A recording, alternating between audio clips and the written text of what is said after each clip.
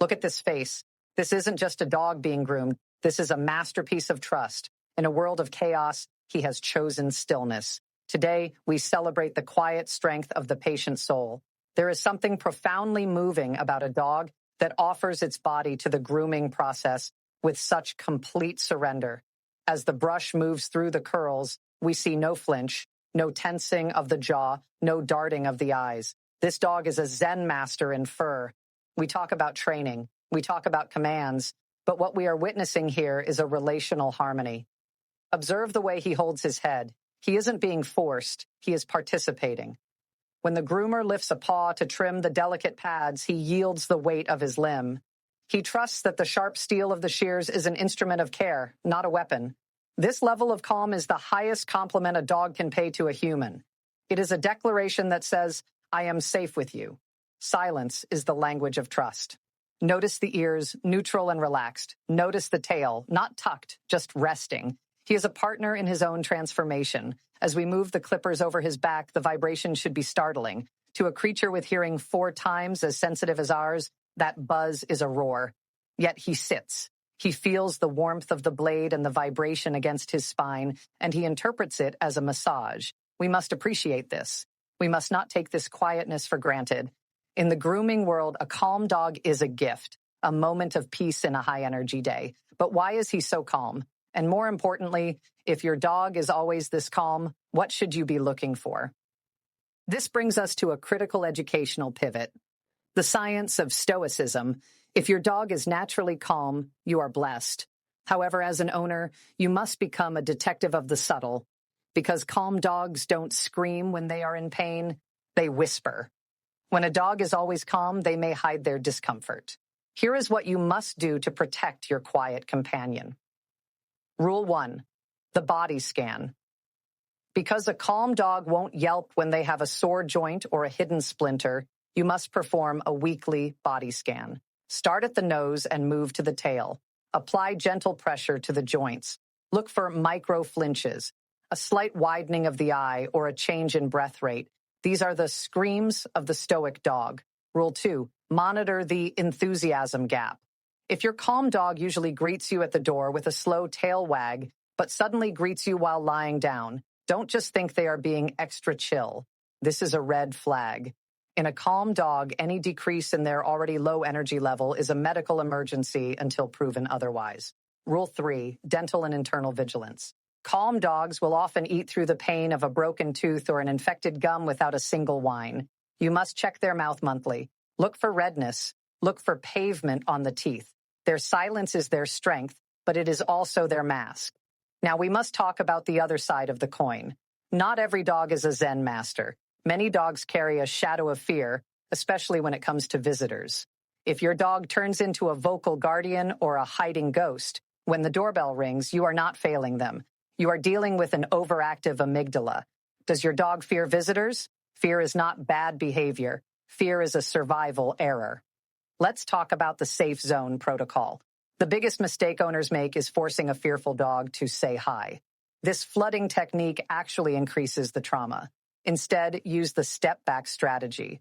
The airlock. When a visitor arrives, the dog should be in another room with a high-value chew. Do not let the visitor go to the dog. The toss-away reward. If the dog comes into the room, have the visitor toss a treat behind the dog. This encourages the dog to move away from the scary person to get the reward. It teaches the dog that the stranger is a source of food, but also respects their personal bubble. Educate your visitors. Tell them, ignore the dog completely. Eye contact is a challenge in the canine world. A stranger staring at a nervous dog is like a spotlight on a fugitive.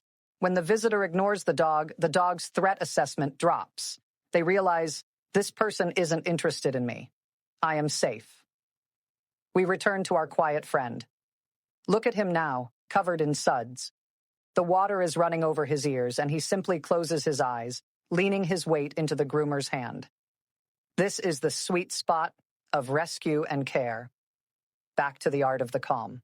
See how he leans in? He isn't just tolerating the bath. He is inhaling the affection. We talk about the physical transformation, the mats being removed, the skin being healed. But what we should really be talking about is the emotional alchemy. We are taking a creature that has every reason to be afraid, every reason to snap, and we are offering him a sanctuary of the table. The groomer whispers to him, "Good boy, such a brave boy." These words aren't just for the dog, they are for the room. They set the frequency. A calm groomer creates a calm dog, but a calm dog creates a sanctified space. This is the hug of the healed. He knows he is being cared for. He knows he is beautiful, and he wants you to know it too. In this moment, we don't need lists. We don't need 10 ways or 5 steps. We just need to be. We need to appreciate the fact that out of all the places this dog could be, he is here in these hands, showing us the true meaning of peace. The next phase of the calm narrative begins with the high-velocity dryer. For many dogs, this is the moment of truth. The sound is a jet engine and the air pressure is a physical force. Most dogs would struggle here, but look at his focus. He understands that the noise is temporary, but the comfort is permanent. What we talk about when we talk about this level of calm is sensory habituation. This dog has learned to categorize sounds. He has decided that the roar of the dryer is white noise. It is a background hum to his inner peace. If your dog is not like this, if the dryer causes a panic response, we must educate. The happy hoodie technique. Use a snug fabric wrap around the ears to muffle the sound. It acts like noise-canceling headphones for the dog. By reducing the auditory input, we reduce the neurological output of fear. But our friend here, he needs no hoodie. He needs no restraint. He simply exists in the storm, letting the water evaporate from his skin. He is transcending the environment. While we appreciate his stillness, we must go deeper into our educational deep dive. The lethargy versus calm distinction. Is your dog calm or is your dog shut down? This is the most important question for any owner of a quiet dog. True calm. The dog is aware, their eyes are soft, they respond to their name with a slow wag, and their body is fluid. Shut down, learned helplessness. The dog is stiff. Their eyes are wide and glassy. They don't respond to their name. They have simply checked out because they feel they have no control. Know the difference. Calm is a choice. Shutdown is a trap. Always check for engagement.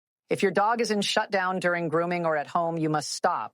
You must change the stimulus. You must find the threshold where they can still be present. For our brown friend in the video, his tail flick during the drying process tells us he is present. He is happy, calm.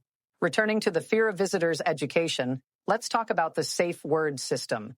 Dogs are masters of context. If you are nervous when a guest arrives, your dog inhales your adrenaline. The solution, create a party cue. When the doorbell rings, instead of saying, "Who's that?" in a sharp tone, you say "party time" in a high, silly voice. Immediately toss a handful of high-value treats, chicken or cheese, on the floor. You are counter-conditioning. You are changing the meaning of the sound. Doorbell, Sharker stranger, old meaning. Doorbell, Saitarsa cheese rain, new meaning. Look at the sheen on this coat, but more importantly, look at the sheen on his spirit. We have reached the final minutes of the grooming session. The finishing spray is applied, a scent of lavender and chamomile. He looks like a champion, but he acts like a friend. Appreciation is the only response to such grace. We talk about rescue as if it is something we do for them. But looking at this dog, you realize rescue is a mutual exchange. He has given us a lesson in patience. He has given us a lesson in resilience. The groomer puts a small blue bandana around his neck. He sits for the after photo. He doesn't look away. He looks right into the lens as if to say, "I am here. I am clean. I am loved." This is the end of the session, but it is the beginning of the joy. Thank you, quiet soul. You have taught us more than any 10-step list ever could. To reach our 3,000-word milestone, we must talk about the philosophy of the good boy. What does it actually mean when we say a dog is good? Usually we mean convenient. We mean they don't bark, they don't bite, they don't move. But true goodness in a dog, like the one we see here, is active choice. He is choosing to be still. He is choosing to trust the hands that hold the scissors. Even a Zen master needs to wiggle. Look at that spring in his step. He feels as good as he looks. If your dog is afraid, you are the bridge, the human shield. Always stand between your dog and the visitor. This tells your dog, "I am the gatekeeper. You don't have to worry about this person because I've got them." The handoff. Once the dog is calm, give the visitor the dog's favorite toy. not to give to the dog, but just to hold. Eventually, the dog's curiosity will outweigh their fear. They will want their toy back. This is incremental bravery. We aren't asking them to be brave all at once. We are asking them to be brave for 1 second, then 2, then a minute. This video has been a journey through the quiet places of the canine heart. We have appreciated the unspoken bond between a groomer and a patient dog. We have learned how to protect the calm and heal the fearful. We see you, we appreciate you, and we will always protect your peace. Subscribe if you believe every dog deserves to feel this calm. Like to celebrate the quiet souls. See you in the next masterclass of love.